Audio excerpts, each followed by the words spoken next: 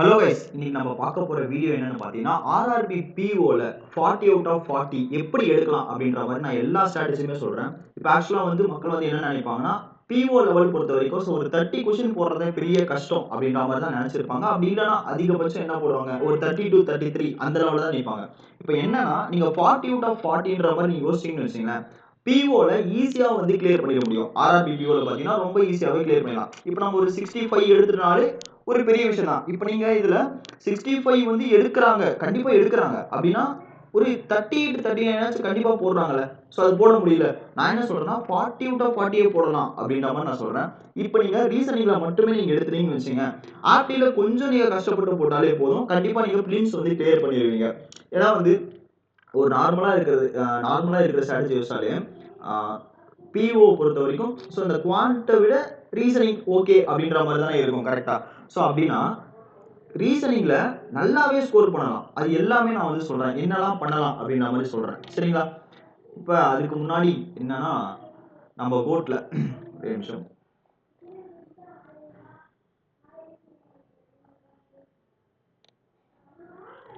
So நம்ம கோட்ல பார்த்தீங்கன்னா இப்போ mock test series, mock test batch எல்லாமே போயிட்டு இருக்கு. ஸோ பக்காவா இருக்கு. எல்லாமே எக்ஸாம், ரியல் எக்ஸாம் பேட்டர்ன் லெவலில் எல்லாமே கொடுத்துருக்காங்க.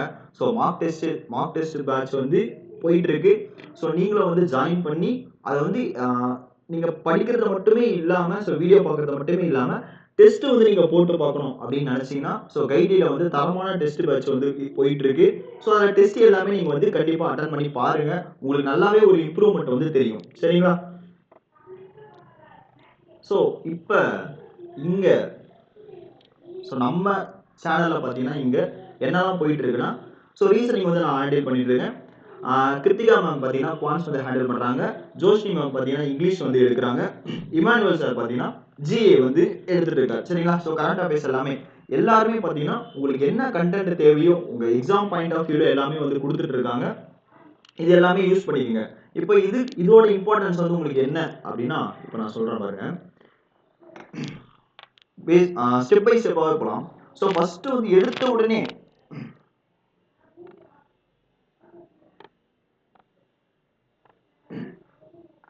ஓகே, இப்போ எடுத்த உடனே பார்த்தீங்கன்னா ரீசனிங்ல 40 அவுட் ஆஃப் 40 எடுத்துட முடியுமா அப்படின்னா இல்லை. ஆக்சுவலாக என்னன்னா ஒரு ஸ்டெப் பை ஸ்டெப்பாக தான் நம்ம வரணும். ஃபர்ஸ்ட் பேசிக்ஸ் கொஞ்சம் கற்றுங்க. என்ன சொல்றாங்க, என்ன விஷயம் இருக்கு, இப்போ ஒரு பசில் சீட்னா எப்படி அரேஞ்ச் பண்றாங்க அப்படின்றது எல்லாமே நீங்க பொறுமையா கத்துக்குங்க, சரிங்களா?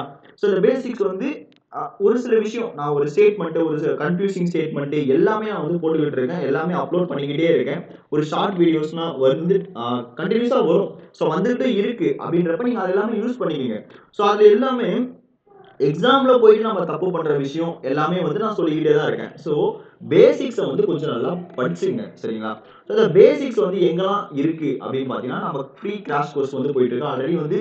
ஸோ இது கிராஷ் கோர்ஸ் பே பண்ற மாதிரி இருந்துச்சு. இப்போ அந்த மாதிரிலாம் இல்லை, ஃப்ரீயான கிராஷ் கோர்ஸ் தான் போயிட்டு இருக்கு. யார் வேணா எப்போ வேணா அட்டன் பண்ணிக்கலாம். ஸோ ரெக்கார்டாகவும் இருக்கு, லைவ் போயிட்டும் இருக்கு, சரிங்களா?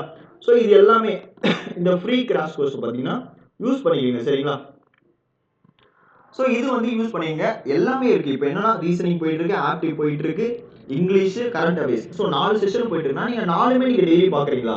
ஸோ ஒரு நாளைக்கு இந்த 4 வீடியோவுமே நீங்க கண்டினியூஸா 1 மந்த் நீங்க ஃபாலோ பண்ணீங்கனாலே இன்னும் அந்த பேசிக்ஸ் எல்லாமே நீங்க கத்துப்பீங்க. ஸோ பேசிக்ஸை விட கொஞ்சம் ஒரு ஸ்டெப் மேல இருக்கிறது தான் நாங்க இங்க போயிட்டு இருக்கு. ஃப்ரீ கிராஷ் கோர்ஸ்ல எல்லாமே போயிட்டு இருக்கு, சரிங்களா? இப்ப இதை நீங்க கத்துக்கிட்டீங்க. இது கத்து முடிச்ச உடனே போயிட்டு நம்ம டைரக்டா எக்ஸாம் அட்டன் பண்ண முடியுமா அப்படின்னா இல்ல. ஸோ அதுக்கு முன்னாடி பிடிஎஃப் எடுத்து பொறுமையா சால்வ் பண்ணி பார்க்கணும். ஸோ நம்ம கத்துக்கிட்ட விஷயம் அப்ளை பண்ண முடியுதா அப்படின்ற விஷயத்தை நீங்க பார்க்கணும், சரிங்களா? ஸோ பிடிஎஃப் எடுக்கிறோம். ஜஸ்ட் என்னென்ன வருது, அதாவது இப்போ ஒரு பசில் நீங்க சால்வ் பண்றீங்கன்னு பார்த்தீங்கன்னா கொஸ்டின்லாம் என்னென்ன கேட்டிருக்காங்க. இப்போ ஒரு 5 கொஸ்டின் இருக்கு, ஓகேவா? ஒரு 5 கொஸ்டின்ஸ் நீங்க போயிட்டு இருக்குன்னா அந்த 5 கொஸ்டின்ஸ் எப்படிலாம் அட்டெண்ட் பண்ணலாம். ஸோ நம்ம எக்ஸாம்ல ஒரு 5 கொஸ்டின் கொடுத்துருக்காங்கன்னா அந்த 5 கொஸ்டின் எப்படிலாம் இருக்கும்னு சொல்லிட்டு பொறுமையா பிடிஎஃப் வச்சு பொறுமையா சால்வ் பண்ணி பாருங்க. வருதா? பஸ்ல நம்ம சால்வ் பண்ணி முடிச்சா மட்டுமே நம்ம போட்டுற முடியாது. அதுக்குள்ள இருக்கிற 5 கொஸ்டினை நம்ம சால்வ் பண்ணி முடிச்சா மட்டும் தான் பசில் கம்ப்ளீட் ஆகும். ஸோ அதுவுமே நீங்க பார்க்கணும், ஓகேவா? ஸோ பிடிஎஃப் எடுத்து பொறுமையா சால்வ் பண்ணி பாருங்க. அதுக்கு அடுத்து topic wise so topic wise test போட்டு பாருங்க சரிங்களா. இப்போ பிளட் ரிலேஷன் இருக்குன்னா ஒரு பிளட் ரிலேஷன் ஒரு 100 கொஸ்டினாச்சும் சால்வ் பண்ணி பாருங்க, பொறுமையா சால்வ் பண்ணி பாருங்க. பிடிஎஃப் சால்வ் பண்ணி முடிச்சதுக்கு அப்புறம் டெஸ்ட் போட்டு பாருங்க. ஒரு டாபிக்கும் இண்டிவிஜுவலா டாபிக் வந்து டெஸ்ட் போட்டு பாருங்க. எல்லாமே கைட்லயே இருக்கு. ஸோ எல்லாமே பிடிஎஃப் இருக்கு, டெஸ்ட் இருக்கு, எல்லாமே இருக்கு. ஸோ இதை வந்து நீங்க யூட்டிலைஸ் பண்ணீங்க. ஓகேவா. ஸோ இதுக்கு அடுத்துதான் மார்க் டெஸ்ட்னு ஒரு விஷயமே வரணும். ஸோ நீங்க இப்ப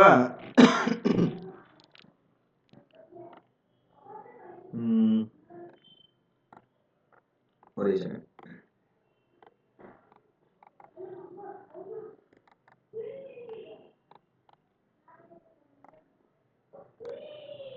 சரி, இப்போ இந்த மார்க் டெஸ்ட் வந்து எல்லாருமே என்ன பண்றது அப்படின்னா பேசிக்ஸா பார்க்க மாட்டாங்க. என்ன ஏதாச்சும் வீடியோ கொடுக்குறாங்களா, ஸோ அதையும் நம்ம கற்றுக்க மாட்டோம், பிடிஎஃப்பும் போட மாட்டோம், டெஸ்ட்டும் எடுத்து பார்க்க மாட்டோம் இண்டிவிஜுவலா. ஸோ டேரெக்டாக வந்து நீங்கள் மார்க் டெஸ்ட்டில் வந்து குதிச்சிங்கன்னா கண்டிப்பாக வெக்ஸ் தான் ஆவீங்க. ஸோ ஒரு 40ல் ஒரு 20 கூட உங்களால் போட முடியாமல் தான் போகும். ஸோ அந்த மாதிரி தயவு செஞ்சு பண்ணிடாதீங்க. நீங்கள் பண்ணீங்கன்னா வெக்ஸ் ஆகிடுவீங்க. பேங்க் எக்ஸாமே ஒரு மாதிரி முடியல அப்படின்ற ஒரு ஸ்டேஜில் தான் நீங்கள் போயிருவீங்க. கரெக்டா. ஸோ அந்த தப்பு நீங்கள் டேரெக்டாக பண்ணாதீங்க. இந்த ஸ்டெப் எல்லாமே நீங்கள் பண்ணி முடிச்சதுக்கப்புறம் மார்க் டெஸ்ட்குள்ளே வாங்க. ஓகேவா. ஸோ மார்க் டெஸ்ட் வந்து எந்த அளவுக்கு முக்கியம்னா, நீங்க ஒரு எக்ஸாம்ல நீங்க என்ன ஒரு ஃபியர் வந்து இருக்குமோ அது எல்லாமே நீங்க போக்குறது தான் ஒரு மார்க் டெஸ்ட். ஒரு அட்லீஸ்ட் ஒரு 20 மார்க் டெஸ்டாச்சும் நீங்க எடுத்துருங்க. இப்போ ஆர்ஆர்பி பிஓ நீங்க எழுத போறீங்கன்னா அட்லீஸ்ட் ஒரு 20 மார்க் டெஸ்ட் நீங்க போட்டு போயிட்டீங்கன்னு வச்சுங்களேன், கொஸ்டின் எந்த மாதிரி கேட்டாலும் நீங்க போடலாம். எப்படி, அதாவது ஒண்ணு சொல்லணும்னா, இதை நீங்க 40 கொஸ்டின்ஸ் இருக்குல்ல, அது வரது ஒரு பக்கம் இருந்தாலும் எப்படி அப்ரோச் பண்றோம், எந்த கொஸ்டின் நீங்க ஃபர்ஸ்ட் எடுக்கிறோம் அது முக்கியம். சரிங்களா. எடுத்த உடனே போயிட்டு நான் பஸ்ல தான் வந்து கை வச்சு நான் பஸ்ல தான் போடுவேன் நீங்க நினைச்சீங்கன்னா வந்துச்சுன்னா ஓகே, ஈஸியா முடிச்சிருவீங்க. ஏதாச்சும் ஒரு இடத்துல ஒரு 10 செகண்ட்ஸ் வந்து உங்களுக்கு வெக்ஸ் ஆச்சுன்னா கூட மொத்தமாவே வெக்ஸ் ஆயிடும். நான் சொல்றது புரியுதா. ஸோ அதே மாதிரி தான் இப்போ ஒரு மார்க் டெஸ்ட் வந்து நான் போன வருஷம் ப்ரீவியஸ் இயர்ல வந்து ஆர்ஆர்பி பிஓல கேட்ட ஒரு question paper, memory based question paper நம்ம கையிலே இருக்கு. ஸோ அதை வந்து நான் வந்து போட்டு காட்டுறேன். அதாவது போட்டு காட்டுறேன்னா என்ன கொஸ்டின் அப்ரோச் பண்ணலாம், எந்த இடத்துல ஸ்டார்ட் பண்ணலாம் அப்படின்றது நான் எல்லாமே சொல்றேன். சரிங்களா. ஸோ இதை பார்த்துருவோம்.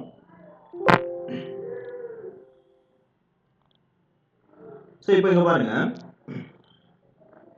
இது வந்து RRB PO prelims memory based mock test. எப்போ 5th ஆகஸ்ட் போன வருஷம் நடந்தது. ஸோ 2023ல ஸ்லாட் 1ல கேட்ட கொஸ்டின். இப்போ எப்படி அட்டன் பண்ணலாம் அப்படின்னு பாருங்க. ஸோ ஃபர்ஸ்ட் எடுத்தோடனே ஒரு 9 ஸ்டோரி பில்டிங் வந்திருக்கு. சரிங்களா. இது வந்து ஃப்ளோர் பஸ்ஸில் வந்திருக்கு. சரிங்களா. இதை விட்டுறணும், அப்படியே ஒரு 5 கொஸ்டின் விட்டுறணும். குதிச்சுட்டு அதாவது ஃபர்ஸ்ட் கொஸ்டின் கிளிக் பண்றோம், அடுத்து 5வது கொஸ்டின் பார்க்குறோம். அந்த கொஸ்டின் ஆகுதா, ஒரு சில கொஸ்டின் வந்து 4 கொஸ்டின்லேயே கூட இருக்கலாம். ஸோ அதனால ஃபர்ஸ்ட் கொஸ்டின் கிளிக் பண்றோம், 5வது கொஸ்டின் கிளிக் பண்ணி பார்க்குறோம். 5 கொஸ்டினே இதுதான். 6வது கொஸ்டின் போறோம். அடுத்து என்ன கேட்டிருக்காங்க, சர்க்குலர் சீட்டிங் அரேஞ்ச்மெண்ட் வந்து கேட்டிருக்காங்க. சரி ஓகே, இது ஒரு பக்கம் இருக்கட்டும். அடுத்து இதுவுமே 5 கொஸ்டின் கேட்டிருக்காங்க. அடுத்து பாருங்க டைரக்ஷன் வந்திருக்கு. ஸோ ஈஸியான கொஸ்டின். டைரக்ஷன் நீங்க ஃபர்ஸ்ட் அட்டன் பண்றீங்கனாலும் பிரச்சனையே இல்லை. டைரக்ஷன் கண்டிப்பா ஒரு 2 to 3 கொஸ்டின் கேட்பாங்க. ஸோ எடுத்த உடனே இந்த 2 பஸ்ல ஸ்கிப் பண்ணிட்டு அடுத்து 11th கொஸ்டின் வாங்க. நம்மளால என்ன பண்ணுவோம்னா, மொதல் கொஸ்டின் ஃபர்ஸ்டே நான் போடுவேன், நான் வந்து பஸ்லயே நான் பெரிய லெஜெண்ட், நான் கண்டிப்பா ஃப்ளோர் பஸ்ல போட்டு முடிச்சிருவேன் அப்படின்னு நீங்க நினைச்சு நல்லா போட்டீங்கன்னா பரவாயில்ல. நான் வேணும்னே எனக்கு வரலன்னா கூட பரவாயில்ல, கண்டிப்பா நான் போட்டுருவேன், எப்படி வராம இருக்கும் அப்படின்னு நீங்க போயிட்டு அந்த பசில் கூட போய் சண்டை போட்டுட்டு கூடாது. சரியா. இப்போ டைரக்டா 11th கொஸ்டின் பாருங்க. 11, 12, 13. ஸோ 3 கொஸ்டின் இருக்கு. அசால்ட்டா நீங்க 3 கொஸ்டின் நீங்க போட்டு முடிச்சிடலாம். ஸோ எவ்வளோ நேரம் ஆகும்னு நினைக்கிறீங்க, ஜஸ்ட் ஒரு 20 செகண்ட்ஸ் நீங்க எடுத்துட்டாலே போதும், இதை போட்டு முடிச்சிருவீங்க. அடுத்து ஒரு 3 கொஸ்டின் ஒரு 10 செகண்ட் எடுத்தா கூட ஒரு 50 செகண்ட்ல 3 மார்க் நீங்க எடுத்துருவீங்க. சரிங்களா. ஒரு 45 to 50 செகண்ட் இருந்தா போதும், இந்த 3 கொஸ்டின் போட்டு முடிச்சிடலாம்.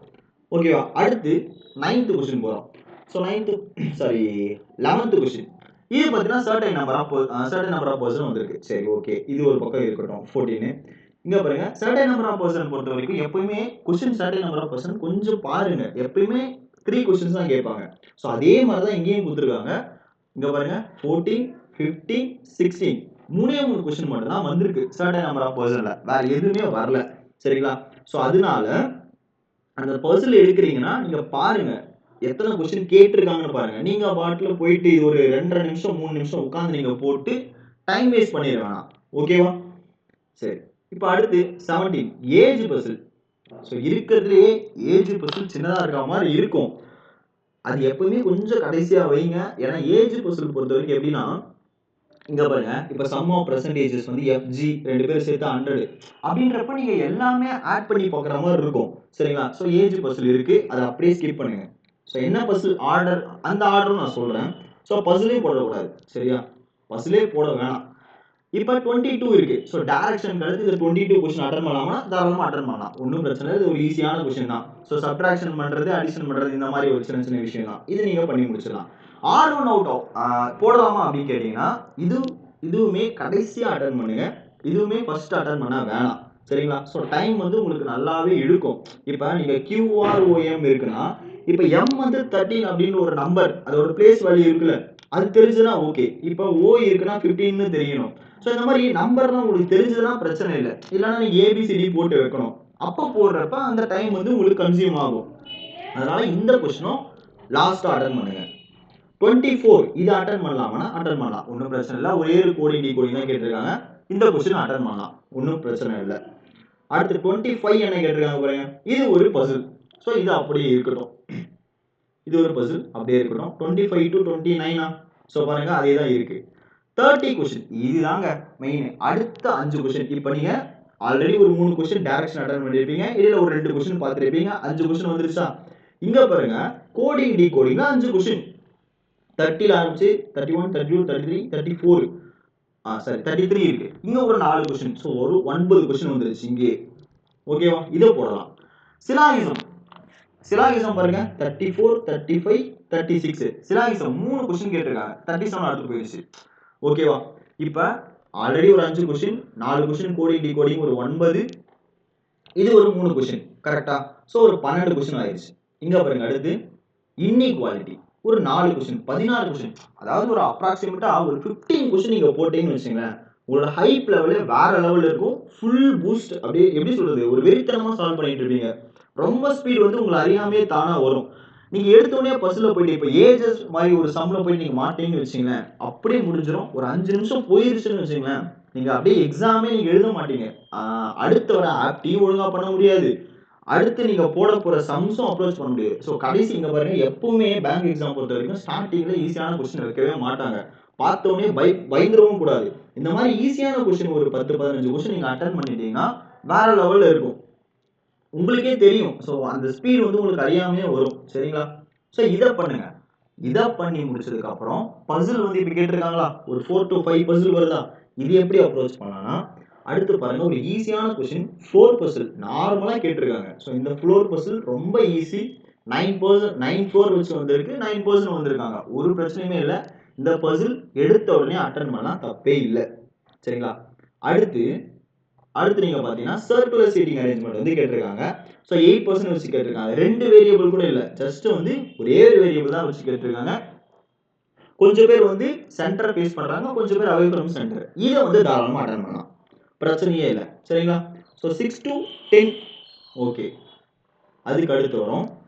அடுத்து பாத்தீங்கன்னா சர்டைன் நம்பர் ஆஃப் பர்சன். இந்த சர்டைன் நம்பர் ஆஃப் பர்சன் நீங்க அடிக்கடி நல்லா பிராக்டிஸ் பண்ணிருக்கீங்க.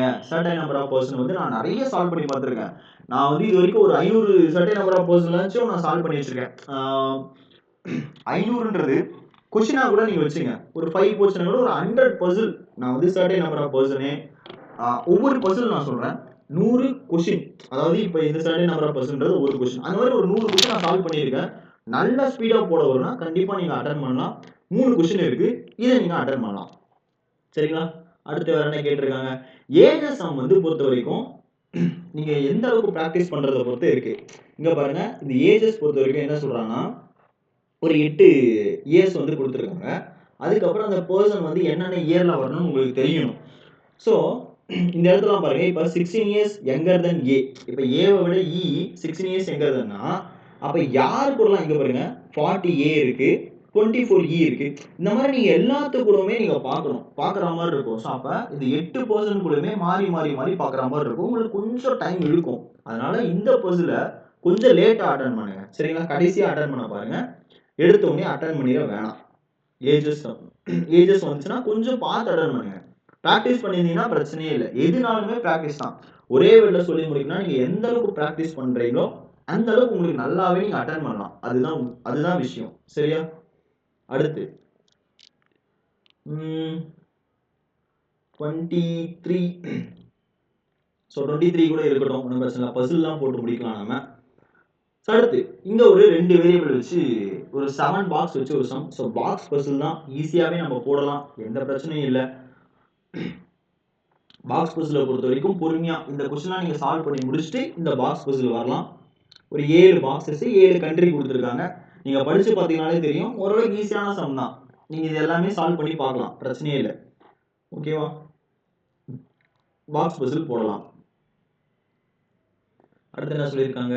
29, 30. ஸோ இது எல்லாமே பார்த்துருமா?